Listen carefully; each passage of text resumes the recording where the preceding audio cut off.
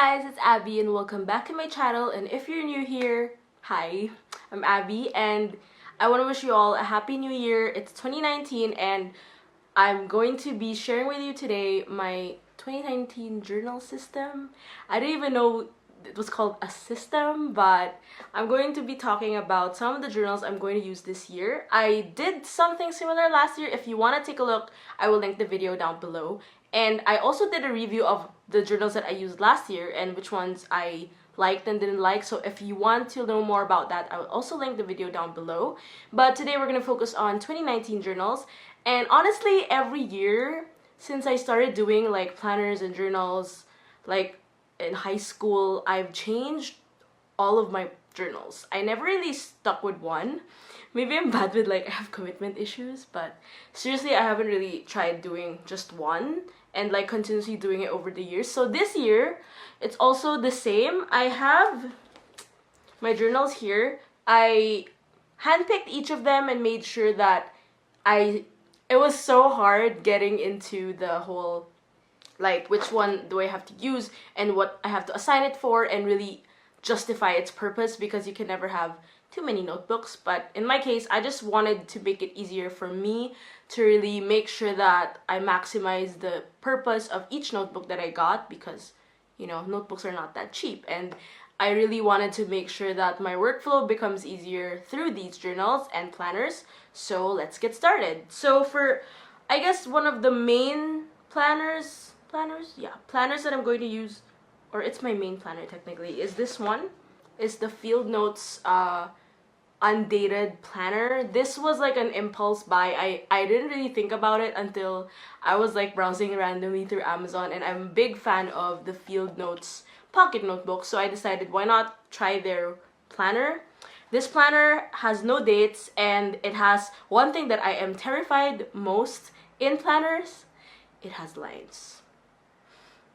So the lines are very, very light, so that's a giveaway, and that's something I'm glad is one of the features. It's not too dark, and actually the space is enough for me to write my daily work tasks. I want to treat this as my work notebook because I didn't plan to do a bullet journal this year, and I hope that I maintain this. The good thing about this is if I don't maintain it for like the next week, I can always jump to the next week and carry over, because I believe this is like 56 weeks, so I can actually start anytime I want. So I'll probably start on the week where I will start work. I'll post this like January 5th, so I'll probably start the week after. So hopefully I'll do like a halfway there update when I start working on my journals, because it's too early to tell as of this point.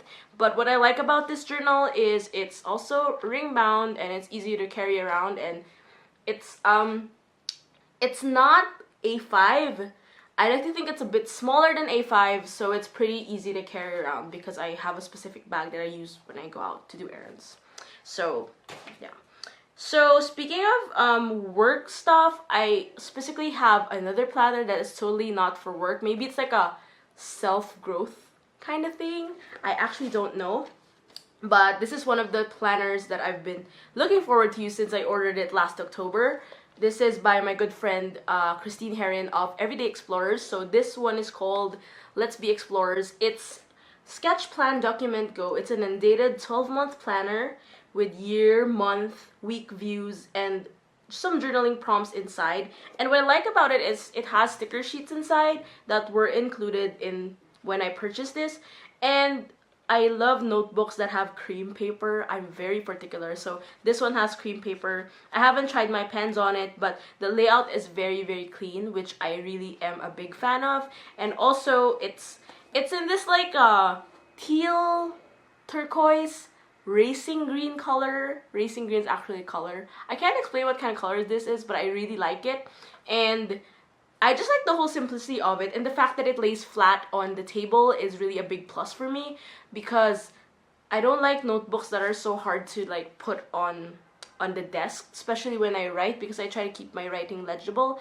I didn't consider this as my work planner because the boxes per day were too small, and what I like about this one is it has like month in reviews, which I think is more beneficial for my personal growth and maybe just a bit of work, but not totally for work. So I decided to make this completely more of me, like my 2019 journey, not necessarily just for work, but also for me, like my 26th year. I'm old.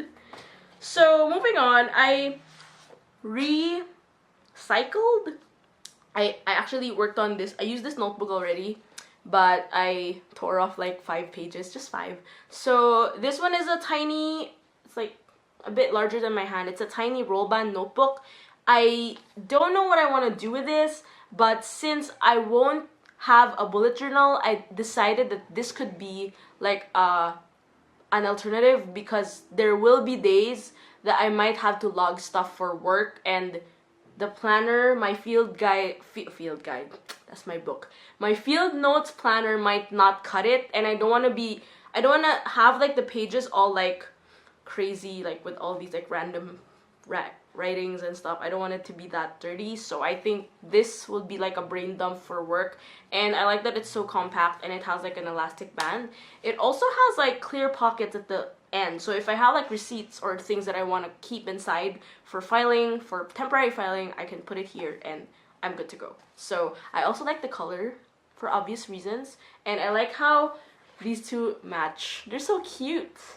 So I don't know fully what I want to do with it, but hopefully it's going to be like a work logbook, because when I used to work in an agency, I did have a separate work notebook which I logged all my stuff for like daily, just so I know what I'm doing regularly. My next journal is actually, I have used several of this in the past videos. This is a Traveler's Factory inspired notebook, but this one is from a local shop called Sketchnotes. I've known the owner for so long. She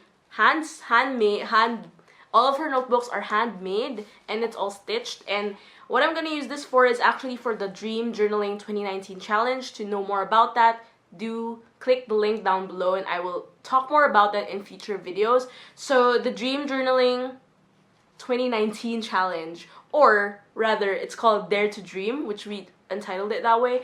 It's a collaboration between me and Kyla of Rainbow Holic. So she's one of my good friends and we've been journaling for so long, and we decided to come up with like a series of challenges this January, just so everyone can like put their dreams into paper and put their goals into action. And I'm a firm believer in really setting your goals and setting your intention for what the year will bring to you. And we have like 15 prompts, which I hope I will do all of them. And I was like debating on which notebook to use. It was like a close call between this one and my Midori MD notebook, but I just found this too small, and I've been doing this type of journaling, like using this lengthwise orientation for so long already, probably like 2 years. So I have like more than 10 of these journals, so I decided to just focus with this. But in terms of my style, I really don't know if I want to retain like the whole collage thing, so I will experiment, and I've been looking around for inspiration. If you also have some journaling inspiration you want to share with me, just link them down below. So I don't know what to do with this, but I can attest that the quality of paper of the Sketchnotes is really thick. It's actually thicker than the Traveler's Factory notebook, that's why I prefer it. And it also costs just like $100 pesos. That's just like $2. So it's really affordable. So I did manage to get I have like 3 more extra notebooks just in case I need it for future use, which I am now using. I think it's been around since last year. So yeah, so I hope to maximize this. I'm pretty excited and scared because I have to decorate the cover. Like, cover decorating is like a big deal for me, because if I don't decorate the cover, or if I decorate it in the wrong way, I won't use the notebook. I have like a certain affinity for judging notebooks, maybe because I'm a judger. I don't know, because I'm INFJ. I really don't know, but yeah, I don't know. Maybe I'm planning to do like a minimalist like artwork here, or maybe just like some stamps, or maybe just a sticker. I haven't thought about it, so we'll see how that goes. But you'll definitely see more videos of me journaling this year, because I have made an effort to really document it.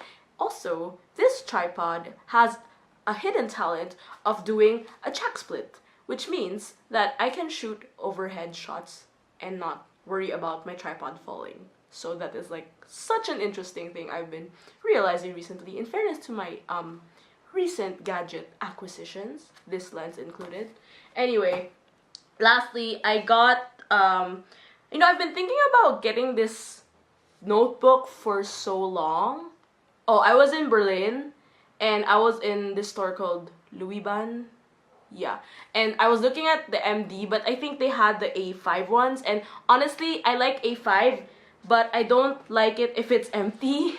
I like A5 ones that are filled. I will use it if it's empty if it's a bullet journal. But if it's completely like blank, I really have no idea how to start. So I saw this, although I think it was kind of expensive when I bought it. I saw this in Kinokuniya in New York, so I decided to just finally get one, and I realized that I didn't have a cover. So a few weeks later, after buying this, I went to Goods for the Study, and they have like 3 cover types, but I got the cheapest one because it was also like in this like yummy, creamy, what color is that, chai latte color? Like, it's not tan, it's not camel, it's not brown, but it's very, very light. I can't explain what color it is, but yeah, you'll probably see it in the video, in the clip. So I got this, although if I got like a blank one, I could have used it for my dream journaling, but then I realized like spread-wise, I don't think I can put a lot of information for journaling, and it's like more of like a pocket journal. So right now, I got the grid one. I have no idea what I want to do with this. I was thinking it would be like a daily like notes, kind of like consciously writing stuff that I learn in a day, but I could be wrong because sometimes I can't really assume how I diligently fill up my journals. And the thing is, last year I realized that I used so much journals. I think I used like more than 5, but I did talk about my travel journals, which I won't talk about in this video. I'll probably like leave it out for another video because this 2019, I'm planning to use a different type of journaling for my travels, not the collage style anymore. I don't know what to do yet, so I still have to figure that out. But yeah, I don't know what to do with this, but I realized that if I have too much journals, this is like 1, 2, 3. Yeah, I have 5 as of now. I don't want to keep it. I don't have more than 5 because what happens is I tend to become more particular with making sure that every one of them gets used, and I don't want to be that much. I don't want journaling to be a chore, not just for me but also for you. So I guess like in terms of me now figuring out that these are the ones I'm gonna use, I have to be firm with my decision. I've sat on this for weeks. I had sleepless nights thinking about what to use, and it's funny because I didn't expect this to be my problem, but the way I decide on how I plan my year is really important because it helps set the tone on how I will get from one place to another. And if I could give you tips on choosing the journals that you want and you will be using, journals and planners, there are so many in the market. I mean, I have been to a lot of art stores last year, and I was just, I always like stood up in front of each notebook and tried to see if I need this, if I don't need this, and what it can do to my life. But I guess it really depends on a trial and error thing. Like, I have learned this for the past couple of years, like which ones work, which ones didn't, and in terms of size, which ones you are more convenient with. I know some people who like A4, but it's just too big for me. A5 and A6 are my comfort zones, so I try to stick with that. And I also know that I like dotted pages and grid pages. I also like some blank ones if I want to do like more illustrative stuff.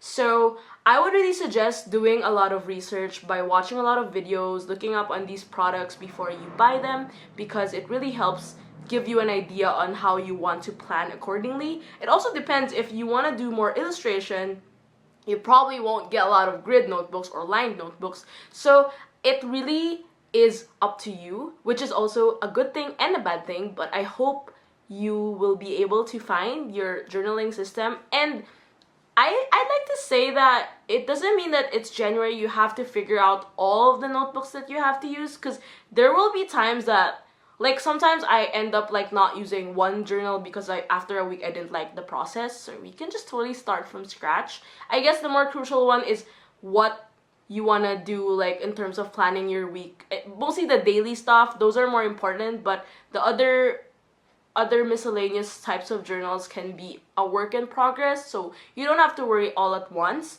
And it's also a good idea to make sure that you have a purpose for each of the notebooks you're going to use. So as for me, usually I buy them and then decide, and then, or sometimes I decide and then buy it. So it really depends on your buying behavior, but I'm just very particular with what I want to use. Although I have like a big, not really big, but I have a stash of extra notebooks just in case I need tiny notes or whatever. But I don't really keep a lot of like extra moleskins or Leuchtturms or yeah, big planners. I don't keep them because they're dated mostly.